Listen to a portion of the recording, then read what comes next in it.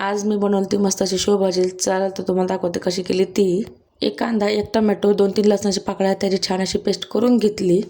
त्याच्यानंतर कढईत तेल टाकलं. तेल तापल्यानंतर त्याच्यात थोडेसे खडे मसाले टाकले, लवंग टाकलं, तेजपत्ता टाकला. त्याच्यानंतर मी थोडेसे टाकले त्याच्यात जिरे.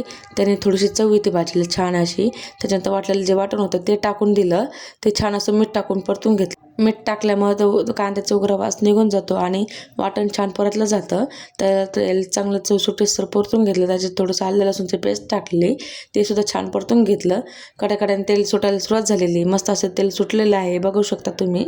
वाटण छान परतून झालं. त्याच्यात मी टाकले बेसिक काय मसाले घरगुती. त्याच्यात थोडंसं लाल तिखट टाकलं, काळं तिखट टाकलं. तुमच्या आवडीनुसार तुम्ही मसाले टाकू शकता, तुम्हाला कसं तिखट हवं आहे ते. तर शेव तशी तिखटच असते म्हणून मी बेसिकच मसाले टाकले. काळं तिखट टाकलं, मग शेव मसाला टाकला, हळद, हिंग, लाल तिखट ते सगळं टाकून घेतलं आणि ते छान असं परतून दिलं. छान तेल सुटूस्तर मस्त असं तेल सुटूस्तर छान असं परतून घ्यायचं. त्याच्यानंतर मग त्याच्यात थोडंसं टाकायचं पाणी, जे आपण वाटणात ज्याच्यात टाकलेलं तेच थोडंसं पाणी टाकून मस्त असं परतून घ्यायचं, जेणेकरून ती भाजी अजून छान होते.